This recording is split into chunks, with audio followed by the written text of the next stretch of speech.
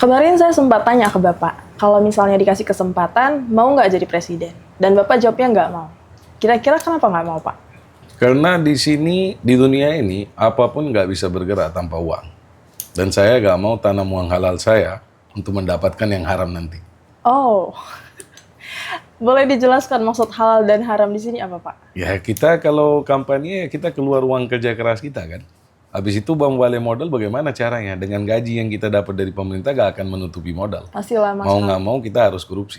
Jadi saya nggak mau dapatkan uang haram itu karena saya takut mati juga. Nanti apa yang mau saya jawab?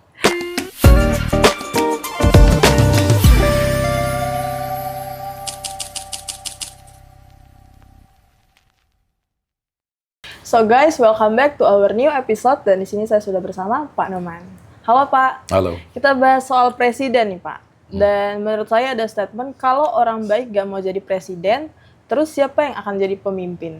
Siapa yang sanggup? Bagi yang sanggup menjalankan, menduduki kursi panas itu, ya dialah yang mampu. Kalau orang baik ataupun orang biasa nggak mampu. Kenapa? Karena tekanannya terlalu tinggi. Jadi kalau kita jadi presiden ataupun menteri, di keliling kita itu semuanya musuh. Mereka cuma lagi nunggu kapan ini turun supaya saya bisa duduk. Jadi tekanan yang kita hadapi itu terlalu tinggi. Yang kedua, karena saking stresnya kita, umur kita pun bisa pendek. Gara-gara itu. Jadi apa yang kita cari pening-pening? Tapi menurut saya dan sebagian netizen di beberapa postingan kita yang sudah beredar, mereka menilai kalau Bapak itu sosok yang tegas, jujur, terus juga berani mengambil keputusan. Kira-kira untuk kriteria seperti itu, menurut orang-orang, beberapa orang sudah cocok jadi pemimpin. Menurut Bapak sendiri gimana? Ini yang ada komentar-komentar yang kayak gini, ini hanya sekedar komentar aja. Jadi kalau misalnya disuruh datang, disuruh kerja, disuruh apa, pasti gak ada yang mau. Saya kasih challenge satu aja lah. Saya ada buat satu page Instagram, menuju perubahan _ID. Oke. Kita coba lihat, ada nggak 100 juta orang follow aja. Follow. Padahal itu cuma perlu 30 detik. Yes. Kalau 30 detik pun nggak punya untuk ada perubahan di negara ini, berarti kan nggak ada kesalahan dari saya. Jadi dukungannya itu hanya sebatas komentar doang. Tapi kalau disuruh kerja, disuruh datang, disuruh urus apapun itu, nggak ada yang mau. Yang kedua, apa katanya? Kalau kita main money politik, pasti kita mau balik modal. Kalau balik modal dengan cara yang nggak halal, saya nggak mau. Hati saya nggak setuju. Kenapa? Karena saya merasa dan saya mempercayai, saya bisa lebih sukses sebagai pengusaha daripada politisi. I see, oke. Dan itu menarik ya Pak, karena untuk orang-orang yang punya kualitas seperti itu, malah tidak mau jadi pemimpin. Otomatis berarti yang akan jadi pemimpin dalam konotasi negatif orang-orang yang rakus dong. Benar nggak menurut Bapak? Tergantung. Jadi kalau misalnya orang yang duduk di satu jabatan dengan uang, Iya. itu pasti mau balik uang. Tapi kalau orang yang diduduki masyarakat, memang dipilih masyarakat tanpa ada kemauan apapun, itu nggak mungkin begitu. Kenapa? Karena dia nggak ada keluar uang. Apa yang dia mau cari uang? Oh, I see. Otomatis. Kenapa? Karena orang yang keluar uang pasti mau balik uang. Nggak ada yang orang mau keluar uang dan habis itu Habiskan dianggap hilang. sia-sia, betul Pak. Pasti ada kemauan yang di belakang layar itu. Jadi karena ada kemauan itulah dia masuk ke situ. Kalau menurut Bapak sendiri, alasan utama Bapak nggak mau jadi presiden selain dari tidak mau memasukkan uang halal Bapak untuk keluar nanti jadi uang haram, apa kira-kira yang lain? Saya menyadari bahwa 1000 kebaikan kalau saya lakukan akan dilupakan sama orang. Tapi kalau satu kesalahan saya, pasti akan diingat terus sama orang-orang. Oh. Jadi, saya juga manusia. Mungkin dalam 100 keputusan yang saya ambil, mungkin 10 atau 15% salah. Jadi 10 atau 15 keputusan yang salah. Dalam 10 ke 15 keputusan yang salah itu, kalau ada salah satu pun yang vital, Iya, nah itu saya bisa hancur. betul. Tapi orang nggak akan ingat 85 keputusan yang baik Dan yang saya benar ambil yang untuk sudah negara ini. Akan terlupakan semua. Tapi satu kesalahan itu dipegang terus. Nah, jadi saya menyadari itu. Jadi saya berpikir, apain saya taruh diri saya di posisi seperti itu? Di mana satu negara ataupun ratusan juta orang sibuk ngejudge saya. Saya nggak butuh itu. Yang kedua, saya merasakan kita kan hidup cuma sekali. Iya.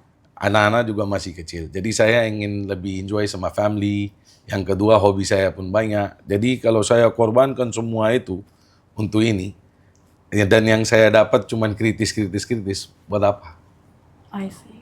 Jadi kayak terlalu lebih besar pengorbanan yang diberikan dibanding dengan nanti dampak yang akan didapatkan. Kira-kira Dan seperti itu. kalau dampaknya tadi positif, masih oke. Takutnya dampaknya negatif. Oke, Jadi bentuk kita udah serangan banyak pengorbanan, habis itu yang kita dapat maki. dan serangan publik. Ya, buat apa? Iya betul Pak. Tapi kalau misalnya nanti, misalnya Bapak kepikiran jadi presiden, Bapak ada mau ngasih sistem politik sendiri nggak yang lebih mudah, mungkin sekarang terlalu rumit, dan tidak terlalu besar bebannya mungkin? Saya rasa sekarang kan udah zaman teknologi. Kalau misalnya satu saat kita hidup ini nggak tahu, Betul. karena roda ini berputar. Misalnya saya masuk ke pemerintahan, mungkin jadi anggota DPR atau jadi presiden atau jadi menteri atau jadi apapun. Yang pertama yang harus kita lakukan itu AI. Karena sekarang zaman teknologi ini, artificial intelligence ini luar biasa. Dari situ masyarakat bisa gampang sekali akses ke pemerintah dan pemerintah bisa gampang tahu apa kemauan masyarakat. Oke. Karena AI ini kan nggak harus saya yang baca. Dia sudah baca, contohnya orang 200 juta orang komen. Nggak mungkin saya bisa baca dalam hidup ini. Betul. Jadi si AI inilah mengerjakan dan mengasih tahu saya bahwa dari 200 juta komentar ini, kemauan besarnya ini. Dari situ kita sebagai pemimpin, kita bisa bandingkan apakah ini baik atau buruk buat negara kita. Kalau misalnya baik, ya kita lakukan. Kalau misalnya buruk, ya kita kasih penjelasan. Saya merasa ini kurang baik. Kenapa? Karena saya berpikir seperti A, B, C, D. Jadi kalau kita udah kasih penjelasan ke masyarakat, masyarakat juga gak mungkin mau melawan lagi. Dan ini menarik karena faktanya memang orang yang ingin berkuasa, justru dia tidak siap memikul tanggung jawab yang besar. Yang paling berkuasa itu yang di atas. Kita cuma bisa usaha.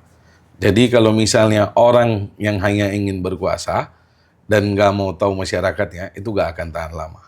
Karena dia duduk di kursi itu pun karena masyarakat. Betul. Jadi kita harus memang utamakan kemauan masyarakat dan kita harus berpikir bagaimana caranya supaya masyarakat juga senang dan negara kita juga maju.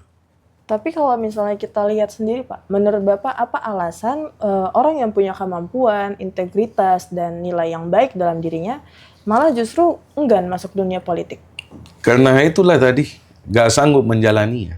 Kenapa gak sanggup menjalaninya? Karena tekanan tadi itu. Semua yang dikelilingi kita itu luar biasa setan. Jadi semua mengejar bagaimana cara supaya ini orang jatuh, supaya dia bisa duduk. Setelah ini orang jatuh, siapa yang akan duduk pun gak ada yang tahu. Siapa yang kuat, dialah yang duduk. Oke. Cuman masalahnya, yang duduk ini tadi, saking stresnya, gak sanggup dia jalani kerjaannya. Jadi dia mau berpikir untuk masyarakat, untuk kemajuan negara, atau untuk menyelamatkan kursi dia. Waktunya kan terbatas. Di mana mau diarahkan waktu dia? Untuk masyarakat, untuk kemajuan negara, atau untuk menyelamatkan kursi dia? Itu masalahnya. Berarti bisa dibilang akhirnya ruang politik ini hanya diisi oleh orang-orang yang memang mengejar kekuasaan? Belum tentu, karena seperti saya bilang, mungkin 70-80% ataupun 50% berapa banyak kita nggak tahu, banyak koruptor di pemerintah kita. Semua orang tahu ini memang nyata. Betul. Kita nggak bisa menghilangkan fakta. Tapi banyak juga yang baik. Cuman kenapa yang baik ini nggak bisa muncul di depan publik ataupun nggak di-support penuh? Karena koruptor lebih banyak dibanding yang baik. Jadi mayoritasnya, minoritas ini gimana mau menang dengan mayoritas? Jadi yang baik ini pun dia punya dua pilihan. Mengikuti sistem ini dan jadi korupsi juga. Ataupun udah nggak mau tahu, yang penting duduk diam manis saja, kerja apa yang bisa dan santai. Karena nilai mereka tuh lebih sedikit gitu Pak. Jadi mereka nggak muncul ke permukaan. Publik nggak tahu kerja mereka itu sebenarnya. Jadi menurut Bapak, apakah seseorang ini harus jadi presiden dulu untuk bisa bawa perubahan besar? Sebenarnya tidak. Tapi kalau dia jadi presiden, kekuasaan yang dia miliki kan luar biasa. Namanya orang nomor 1 di negara. Jadi keputusan-keputusan dia itu bisa berdampak baik untuk negara dan masyarakat. Tapi kalau hanya untuk berbuat baik jadi presiden, itu nggak perlu. Kita bisa berbuat baik di mana aja. Nggak harus jadi presiden. Nggak Tapi harus kalau jadi memang kita jadi presiden dan niat kita baik, Iya. kita bisa berdampak terbaik buat negara, dan kita bisa merubah hidup ratusan juta orang yang nggak dapat kita bayangin. Jadi kalau memang duduk di kursi presiden itu dengan niat baik, saya rasa dampaknya sangat positif untuk negara kita. Nah, tapi di posisi Bapak sekarang, kira-kira Bapak mau di posisi apa nih untuk bisa membawa dampak yang besar? Saya sebagai pengusaha sudah lebih dari senang. Saya nggak mau duduk di mana-mana. Saya lebih baik jadi pengusaha, apa yang bisa berbuat baik ya kita berbuat baik. Karena kalau masuk ke pemerintah yang tadi, Iya, iya. banyak pengorbanan yang harus saya lakukan. Yang kedua, sesudah lakukan itu semua, habis itu saya juga nggak tahu apakah akan ada dampak positif atau negatif. Karena yang ngejudge saya itu 200-an juta orang. Jadi apa yang saya buat hari ini, mungkin di mata saya baik. Tapi belum tentu di mata masyarakat itu baik. Baik. Setuju. Jadi untuk menyetujukan 200-an juta orang ini kan susah. Jangankan 200-an juta. Di DPR aja ratusan orang aja kita susah untuk membela kita. Betul. Apalagi ratusan juta orang.